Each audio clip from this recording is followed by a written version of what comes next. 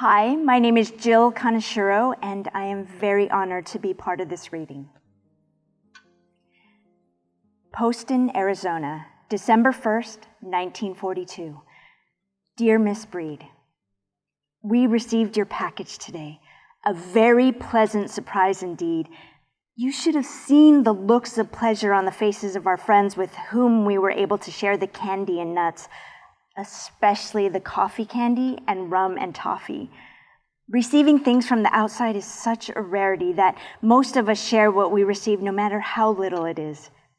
I gave Mrs. Oye the brick design crepe as well as the crepe with the children's design. You see, she is interested in the nursery department of our school. By the way, she is a certified teacher of the Los Angeles school system. She sends her thanks and says she certainly can make use of that paper. To Mrs. Umezawa went one package of pipe cleaners. She also sends her thanks.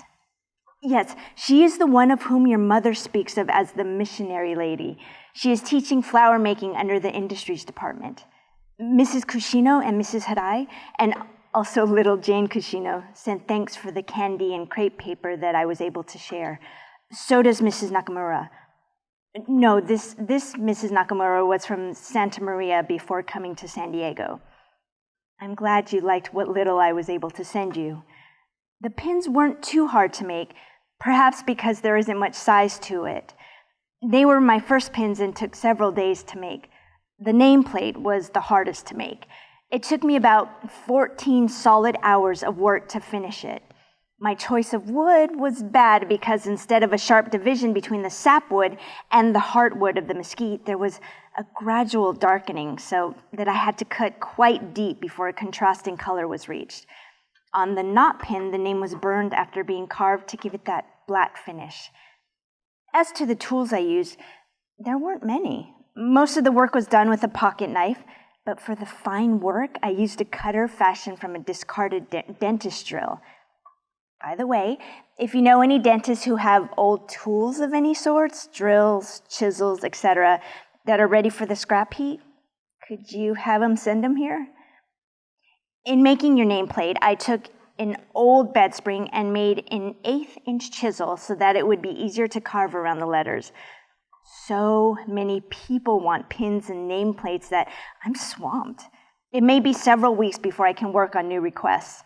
However, send in the names and also a pin for each as I'm out of the pins. The WRA wage scale is approximately 8.5 cents per hour for me when and if we're paid. On the average, a 5-letter pin takes about 5 hours of actual working time. Sometimes a letter cracks off, so the pin is made all over again. It happens quite often in names that have a dot and also an E. So, for the first 5 letters, 40 cents, minus 5 cents for each letter thereafter. I haven't decided what to charge for the nameplates. I doubt if I'll make many, as it takes so much time and that means not enough time to make pins. By the way, you haven't sent me your mother's name. Oh, I was interested to hear that Howard Pease is in San Diego. I certainly wish I were there to meet him. Oh, his books used to give me many a thrill. I can still remember Todd Moran and many of his adventures on the high seas and at the foreign ports. Yes, sirree. Howard Pease's characters really lived. Here in Poston, we have a Department of Sociological Research whose job it is to record the effects of the evacuation. Every now and then I have a bull session with one of the fellows who work in the department.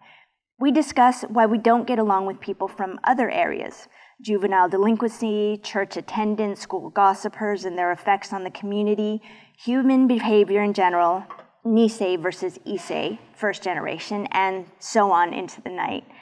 Thus far, we haven't gotten very far with a definite conclusion. But the research department has made quite a number of surveys which have brought out interesting sidelights. I haven't talked with my friend for almost a month now, so I don't know what new developments the research has uncovered. As soon as I'm able to get some information, I'll let you know. The following are my own rather hasty observations. I shouldn't say hasty because what I mean is that I haven't made a thorough check, but have noticed only that which is on the surface. As yet, I am unable to say which sex is able to stand the evacuation better. As a whole, everyone is now more or less accustomed to camp life, proving that the human being is capable of adapting himself to new environments. I think the biggest problem in camp is keeping the male youth occupied, those in the late teens and early 20s. This group, I think, was hit the hardest, and this is the group giving the most trouble.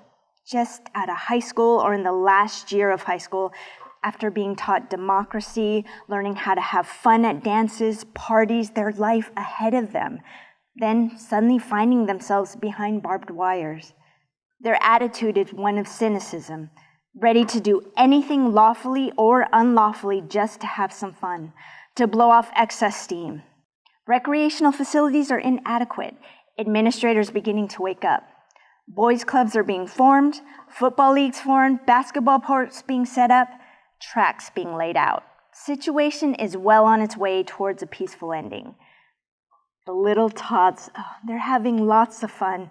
They get to play every day, but once in a while, quite frequently, especially from 4 to 8-year-olds, you hear, "When are we going home to San Diego? Why do we have to stay here?" However, they quickly forget and are off to play. To be young again and to forget the cares of the world. I think the oldsters are the one that, in a way, benefited by the evacuation. By oldsters, I mean those from 50 on, with the exception of those who work. These people, for their first time in their lives, had a vacation. They have time on their hands. They are having the time of their lives, going to the river to fish, going to the mountains to look for petrified wood, pretty-looking stumps, rocks, etc. Just sitting in the sun, puttering around the house, looking after their grandsons and granddaughters. The men carve, play Japanese chess, or just sit around. Yes, sirree. Life is good to them after years of hard work. One thing I haven't seen as yet, I'm pretty sure there must be some, and that is the Moaner. I'll admit a lot of people cry about the good season they were anticipating. But doggone it, they're doing something to keep occupied. I hope I never see one of those in this camp. A fellow who has that what's the use attitude and just sits around and does nothing but moan. That's about all I can think of at the moment. You probably read by now in the paper about the strike that was held in camp. Because 2 men were held on suspicion of beating up an informer. Sounds like Santa Anita. 1 man was released, but the other was held to face charges at a Phoenix Superior Court. Because a Jap wouldn't have a Chinaman's chance in an Arizona court. The people of camp did not want the prisoner to be taken out. Therefore, the strike. After 5 days, a compromise was reached, and the man is to be tried here in Poston 2 with Jap judge and jury. Camps 2 and 3 did not get mixed up with the mess, and we are glad of it. Most of the trouble was caused by misunderstanding between the people and the chief of police, who is an anti-Jap, a big, blustery fella who likes to push a small fella around, a kind of guy who makes criminals so that he can pin something on them. Wade Head, director of all Poston, is a fine man. As yet, I have not had the pleasure of meeting him. He was in Salt Lake when this mess occurred. When he came back, his efforts resulted in the compromise. We are now rationed on meat with butter and eggs to be discontinued without notice. We get milk as yet. About a quart for 10 to 12 people per meal is max. Usually it is a quart for about 16 people.